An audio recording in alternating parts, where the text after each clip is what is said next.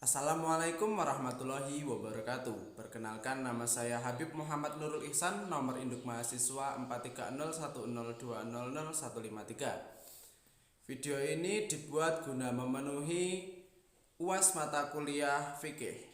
Di sini saya akan sedikit sharing tentang tata cara umroh beserta bacaannya.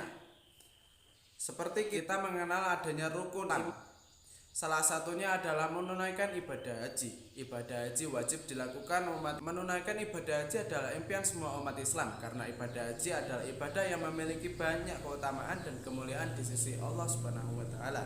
Seperti kita tahu, ibadah haji kita harus mendaftarkan terlebih dahulu. Sedangkan sekarang ini antrian kota ibadah haji setiap tahun semakin meningkat. Alhasil bagi yang ingin menunaikan ibadah haji harus menunggu dalam waktu yang cukup lama. Oleh karena itu, alternatif ibadah haji bisa dilakukan oleh umat Islam ketika belum bisa menunaikan ibadah haji, yaitu umroh. Umroh merupakan ibadah umat Islam yang hukumnya sunnah dan tata cara pelaksanaannya hampir mirip dengan haji. Nah, bagaimana cara pelaksanaan ibadah umroh? Berikut saya sharing tentang bagaimana tata cara umroh dan beserta bacaannya. Langsung saja. Yang pertama adalah persiapan umroh.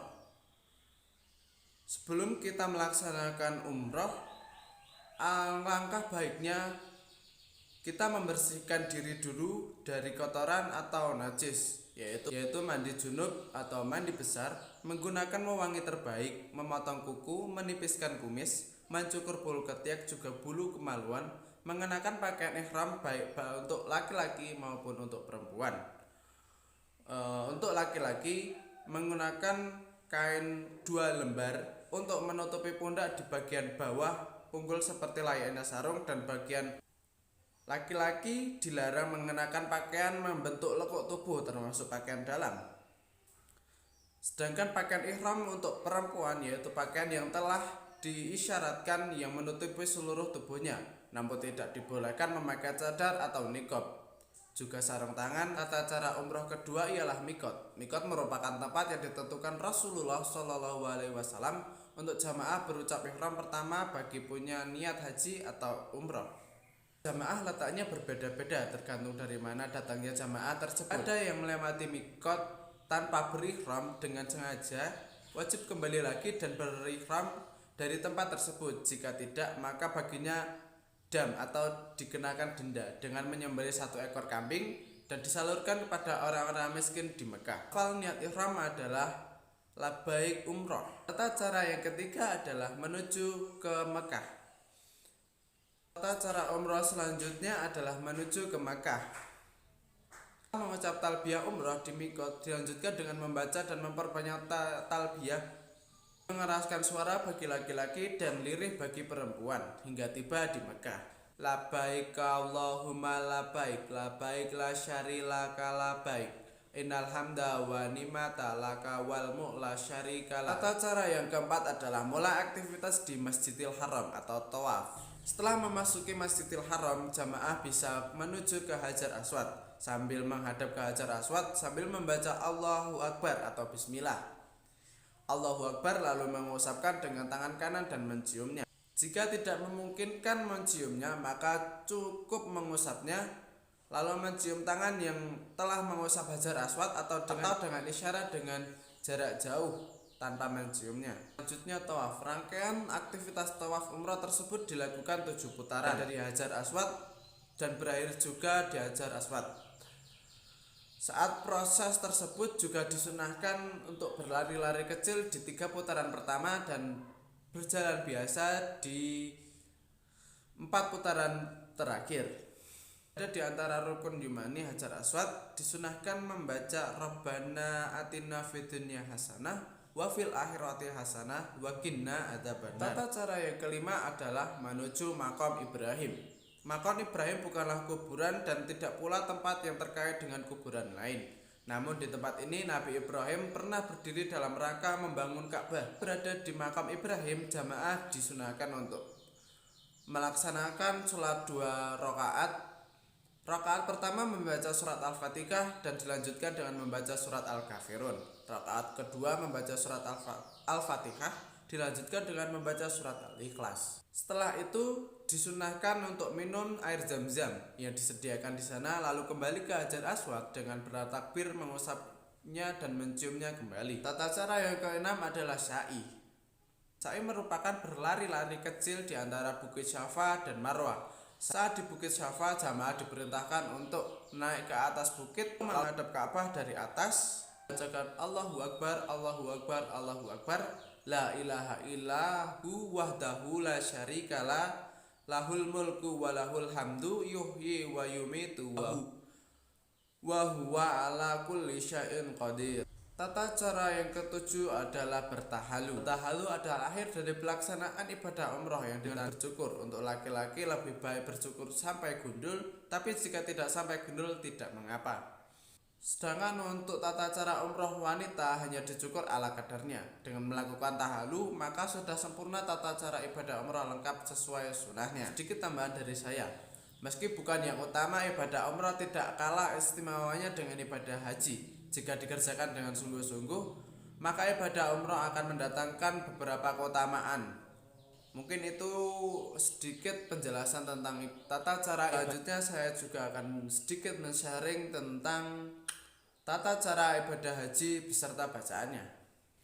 Tata cara ibadah haji dan bacaannya sudah jauh dari ibadah umroh. Ibadah haji juga, sebelum melaksanakan ibadah haji, kita diperuntutkan untuk persiapan terlebih dahulu.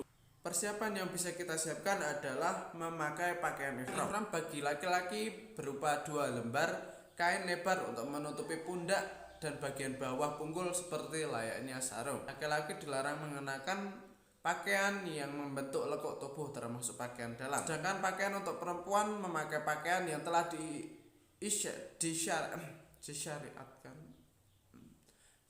disyariatkan. Tidak boleh memakai cadar atau niqab, juga sarung tangan. Cara yang kedua adalah ihram di hari Tarwiyah. Hari Tarwiyah adalah hari yang ke-8 dari bulan Zulhijjah. Disebut demikian karena pada hari itu dengan orang-orang mengenyangkan diri dengan minum air untuk persiapan ibadah. Tarwiyah ini disunahkan bagi orang yang menunaikan haji tamattu untuk melaksanakan ihram haji di miqat di hari tersebut. Tempat yang dituntut Rasulullah SAW untuk jamaah berucap ihram pertama bagi yang punya niat haji atau umrah. Namun miqat jamaah letaknya berbeda-beda tergantung dari mana datangnya jamaah tersebut. Tata cara yang ketiga yaitu mulai mengucap kalimat talbiyah. Labbaik Allahumma labbaik, labbaik la syarika laka labbaik, innal hamda wa ni'mata laka wal mulk la syarika lak. Tata cara yang keempat adalah bermalam di Mina. Setelah dari miqat dan sebelumnya menuju ke Arafah, jamaah diwajibkan bermalam di Mina. Di Mina adalah disunahkan menunaikan ibadah sholat zuhur, asar, maghrib, isya dan juga subuh. Pada hari Arafah semuanya dilakukan dengan qashar tanpa jamak. Tata cara haji yang kelima adalah wukuf di hari Arafah.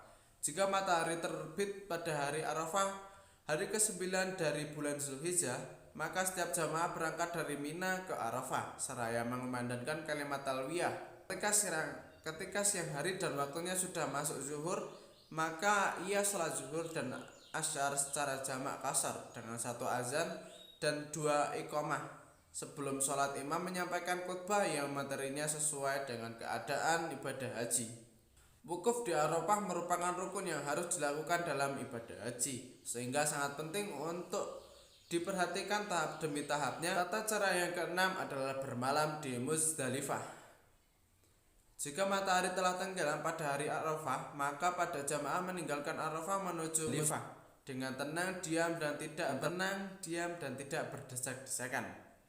Jika telah sampai di Muzdalifah, ia salat maghrib dan isya secara jamak qashar dengan 1 azan dan 2 iqamah. Para jamaah ibadah haji bermalam di Muzdalifah hingga terbit fajar. Kemudian ia salat subuh di awal waktunya, lalu menuju Masy'aril Haram, yaitu bukit yang berada di Muzdalifah. 7 adalah melempar jumrah di hari raya Kurban.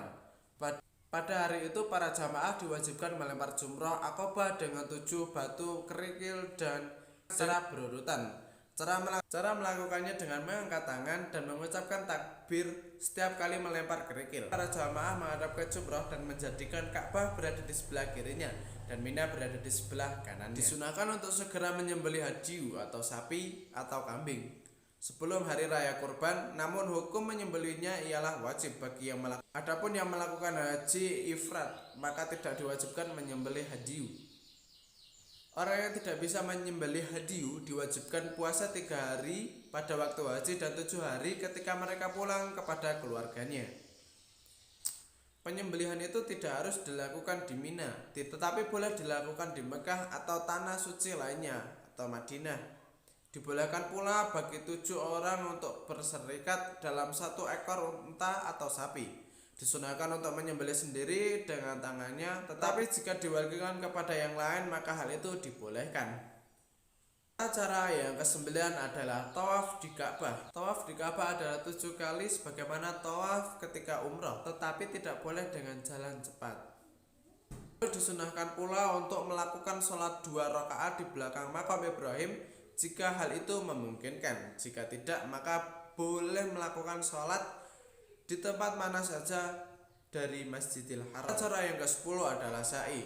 Sa'i antara Safa dan Marwah adalah 7 putaran. Tata cara melakukannya sebagaimana yang ada pada sa'i untuk umrah. Adapun orang yang melakukan haji qiran dan ifrat, maka cukup baginya sa'i yang pertama jika mereka telah melaksanakan sa'i pada tawaf. Tata cara yang ke-11 adalah mencukur rambut atau tahalu. Tahalu adalah mencukur semua rambut. Adapun bagi wanita, maka ia cukup menghimpun semua rambutnya lalu memotong ujungnya kira-kiranya ujung jari. Kalau ujung rambutnya tidak sama panjangnya maka bisa dipotong di setiap kepangan rambut. Jika seorang telah melempar jumroh, akobah dan mencukur atau menggunting rambut, maka ia telah bertahalu. Maka ia telah bertahalu awal. Artinya boleh baginya melakukan segala sesuatu dari yang dilarang ketika ihram kecuali masalah wanita. Selain itu disunahkan baginya untuk membersihkan diri dan memakai wewangi sebelum melakukan tawaf. Kemudian jika ia telah melempar, mencukur atau menggunting rambut, tawaf dan sa'i berarti ia telah bertahalu. Sani, maka dihalalkan baginya segala sesuatu hingga masalah wanita yaitu hubungan suami istri. Cara yang ke-12 adalah bermalam di Mina pada hari tasyrik. Tahapan selanjutnya ialah jamaah wajib bermalam di Mina pada malam-malam hari tasyrik, yakni malam ke-11 dan ke-12 bagi yang buru-buru, serta malam ke-13. Tata cara yang ke-13 adalah melempar jumroh pada hari tasyrik. Caranya adalah setiap jamaah ketiga jumrah, ula, wusta, akobah pada setiap hari di hari-hari tasyrik setelah zuhur atau tergelincir matahari, yakni dengan 7 batu kerikil secara berurutan untuk ma'ah dan hendaknya ia bertakbir setiap kali melemparnya. Total jumlah batu kerikil yang wajib dilemparkan setiap harinya adalah 21 batu kerikil. Jamaah haji memulai dengan melempar jumrah ula, yakni jumrah yang letaknya dekat masjid. Setelah itu para jamaah melempar mencari posisi di sebelah kiri dan berdiri menghadap kiblat. Di sana hendaknya para jamaah berdiri lama untuk berdoa seraya mengangkat tangan. Selanjutnya para jamaah melempar jumroh akobah dengan menghadap kepadanya serta menjadikan kota Makkah berada di dan Mina di sebelah kanannya. Di sana ia telah berhenti untuk berdoa. Demikian hal yang sama hendaknya ia lakukan pada tanggal 12 dan 13 Zulhijjah. Waktu melempar jumroh adalah dimulai dari sejak tergelincirnya matahari hingga terbenamnya, tetapi tata cara yang ke-14 yaitu bermalam di Mina pada hari tasyrik. Yang wajib dilakukan di Mina adalah dengan tinggal di sana pada sebagian waktu malam. Misalnya jika seluruh waktu malam adalah 11 jam, maka para jamaah wajib tinggal di Mina lebih dari 5 jam 30 menit. Perbolehkan bagi yang tergesa-gesa untuk meninggalkan Mina pada tanggal 12 Zulhijjah, yakni setelah melempar jumroh, dan hendaknya ia keluar dari Mina sebelum tenggelamnya matahari. Jika matahari telah tenggelam dan ia masih berada di Mina, maka ia wajib bermalam dan melempar lagi keesokan harinya, kecuali jika ia telah bersiap-siap meninggalkan Mina lalu matahari tenggelam karena jalan macet, atau sejenisnya, maka ia diperbolehkan diperbolehkan tetap pergi. Tata cara yang terakhir adalah tawaf waduk. Tata cara haji yang terakhir adalah tawaf waduk. Ketika para jamaah hendak meninggalkan Makkah, jamaah wajib melakukan tawaf waduk sebanyak 70 kali putaran. Setelahnya, para jamaah disunahkan sholat 2 rakaat di belakang makam Ibrahim. Namun bagi perempuan yang sedang haid atau nifas tidak diwajibkan melakukan tawaf waduk. Dengan demikian selesainya pekerjaan perjalanan haji. Mungkin sekian dari saya. Bila ada salah kata atau kurang lebihnya mohon maaf.